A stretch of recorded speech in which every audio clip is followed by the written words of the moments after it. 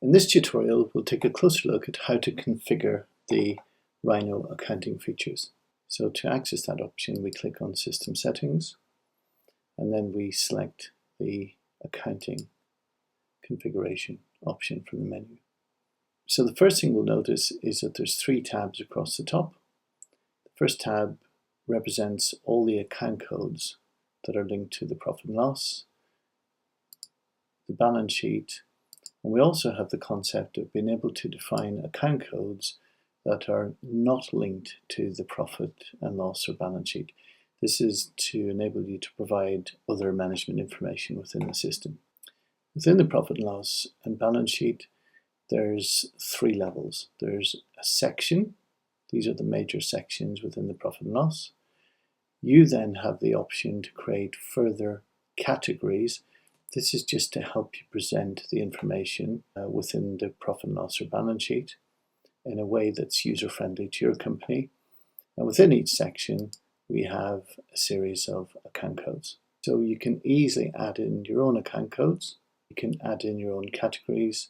For example, if some of the account codes from the standard template are not relevant, then you can simply just click on an account code and you can delete it. The rule is you can delete it provided there's no information linked to that account code. It won't let you delete an account code if information is linked to it. You can move account codes and reposition them. For example, you could move an expense to an overhead and so on, and the same on the balance sheet.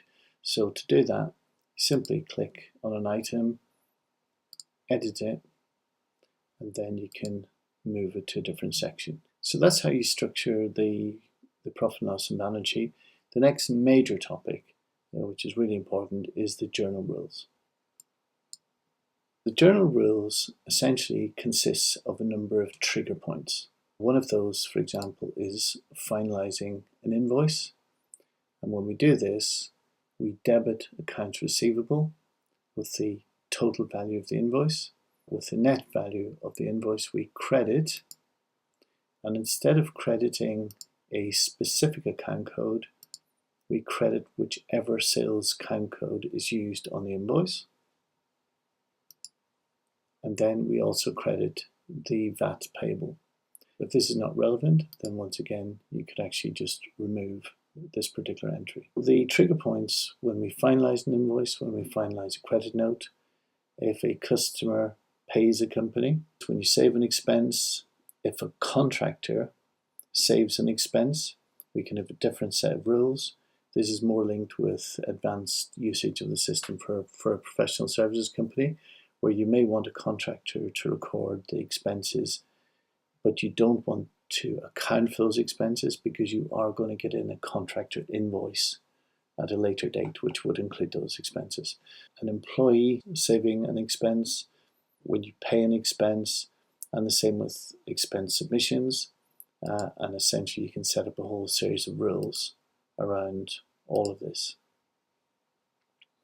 You then have a more advanced section down here where you can actually set up rules to record other types of income. For example, we've set up a rule here for grant income.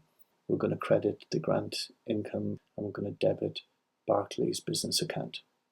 Once we define the rule and we then go back on this screen here, when we click on money in, rather than having to remember all the credits and debits, we simply select the rule, grant income, we type in the amount, £1,000, and we click on save,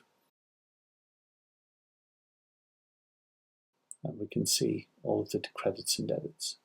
Okay, and that will automatically update the profit and loss and balance sheet. So that's a brief overview of how to configure the profit, loss and balance sheet chart of accounts, and also how you can set up and configure all of the rules that govern the double entry bookkeeping behind the scenes.